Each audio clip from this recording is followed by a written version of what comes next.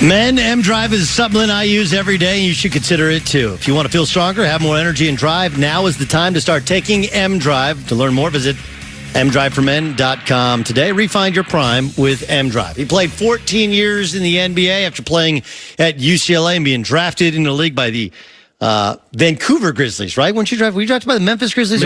Memphis? Yeah, not that old. Okay. I don't remember. I honestly don't remember when they moved. Me neither. I couldn't tell you the exact year either. LA to Memphis. That was that had to be an interesting transition. It really happened. I think when I played, 3 for the Lakers, 3 for the Clippers, and got traded to the Grizzlies, that was a culture shock. Like spending the majority of my time in. But anyway, yeah.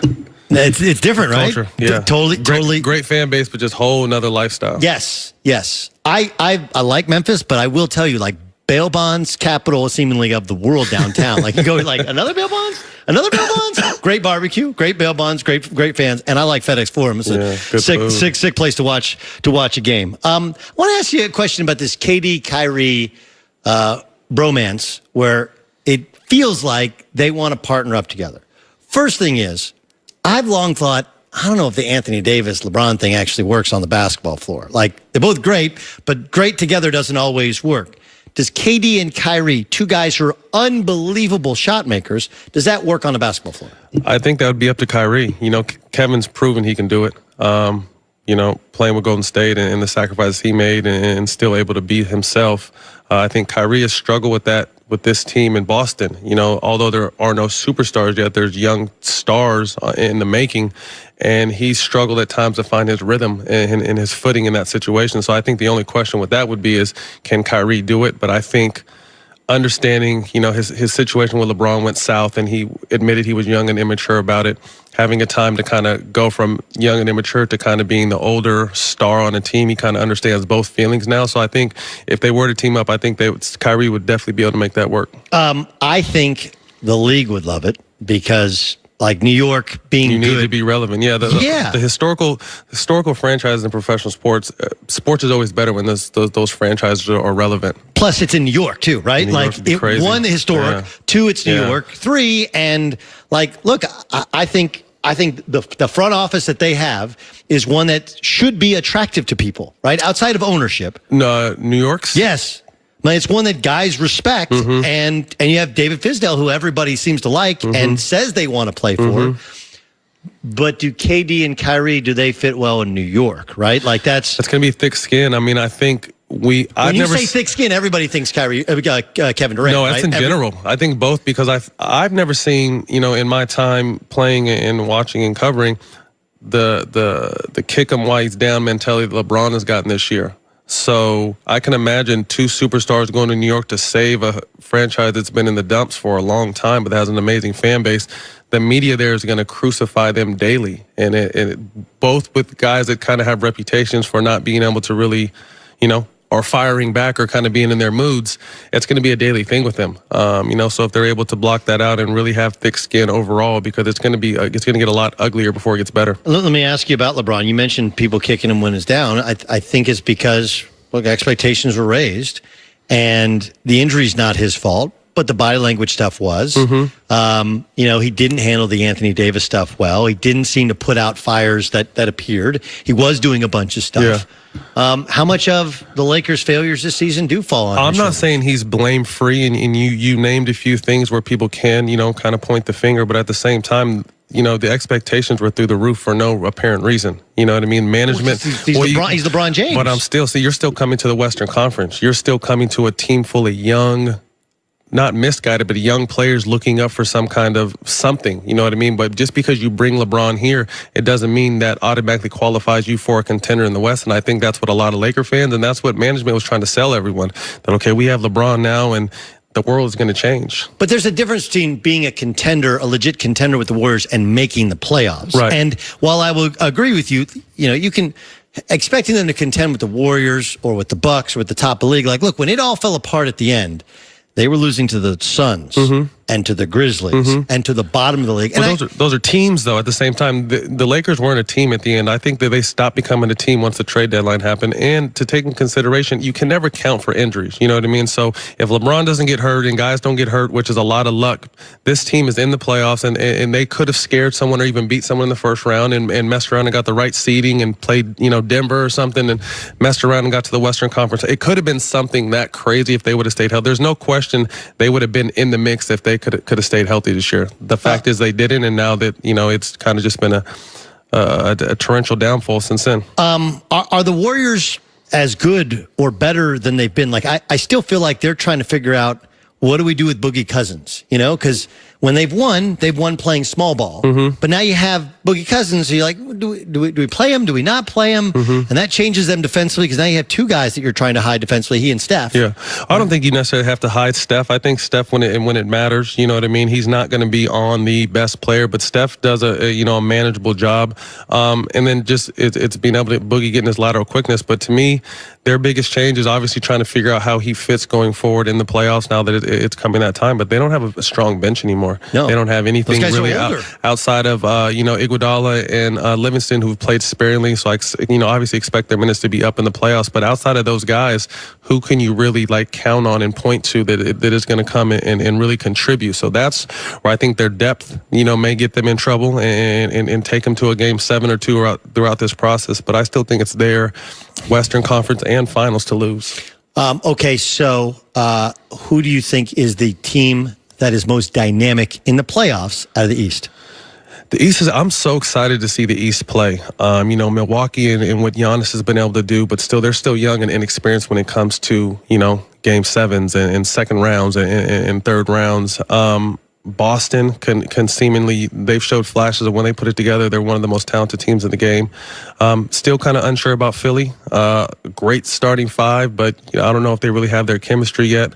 And then Toronto, with Kawhi, and you replace Kawhi with DeMar, and you feel like, okay, if we made the final Western or Eastern Conference Finals with DeMar, we should be able to do the same thing with Kawhi, if not more. So I think the East is going to be a very fun race to playoff series side to watch. I agree, and I do think Toronto's a team we're talking least about, and because of Kawhi and because experience, and they've been there. They've been there. They've been there. Now you don't have LeBron, who was their kryptonite. Right, and people don't understand. I mean, young teams are good during the season. They're fun. They're energetic. Denver, Milwaukee, but you need experience in the playoffs and guys that have been there, because people don't understand, game by game, the whole game plan changes and your strategy changes game in and game out. And veteran players understand that. It takes a harder time for younger players to understand the importance of strategy. You got to feel the pain before you taste the champagne. Matt Barnes joining us here in the herd. Forget the MVP. Who's the best player in basketball right now? Kevin Durant.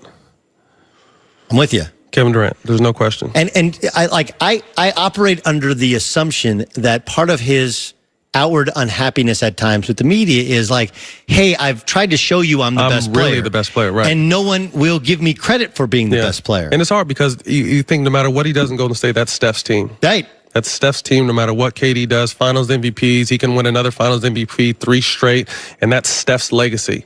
So I'm sure there's some frustration there, like, I'm the coldest person on the planet, and you guys still don't give me my due respect, and I take a lot of heat still.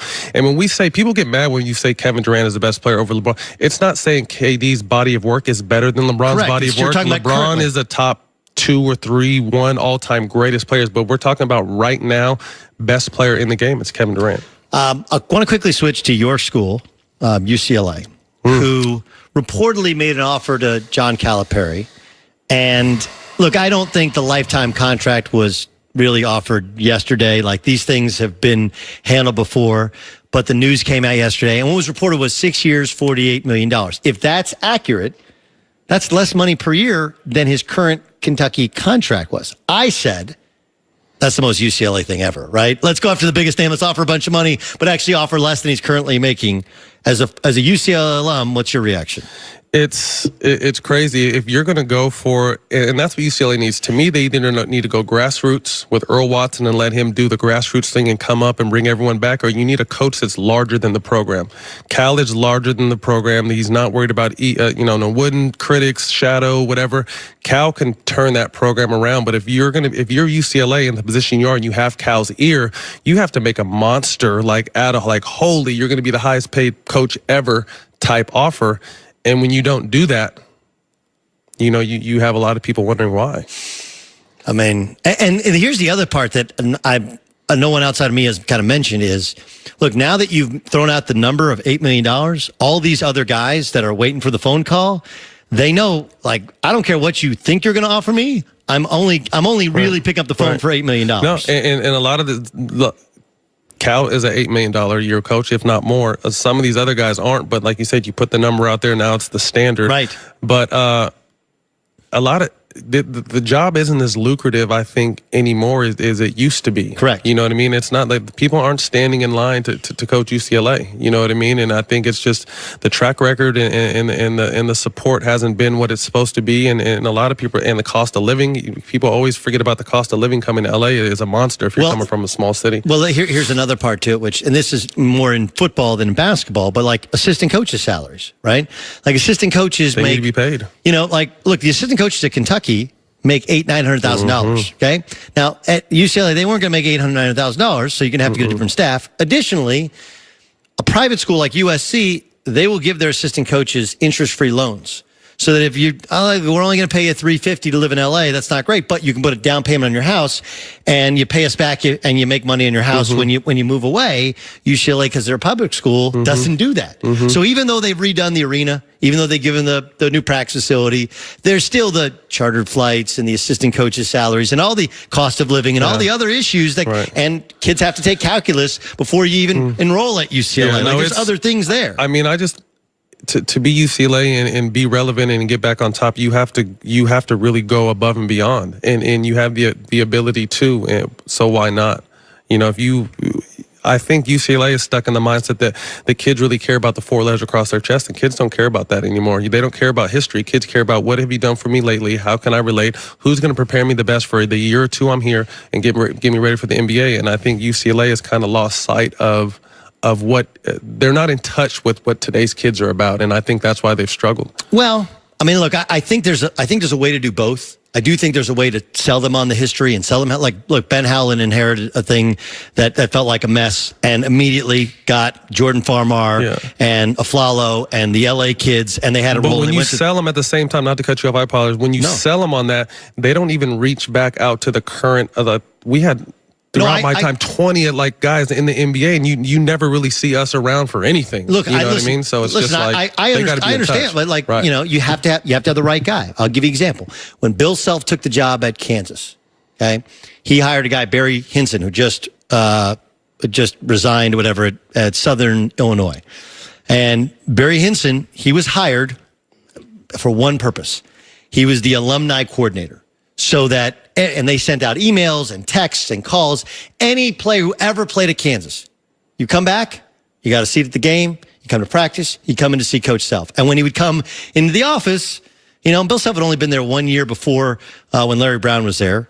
Barry Hinson would come in, put a sheet of paper on the desk. So he go, "Oh, Matt Barnes, I remember when you played. Right. Man, you were great. All those seasons in the NBA lie to me. and the Kobe and the right. Lie to me. But that's how that you have to have some guys need that. Right. Well, you have to have the right guy who kind of gets it, who gets the investment in the former players, because there is an incredible history at UCLA, not just in sports and in basketball and in everything, but in media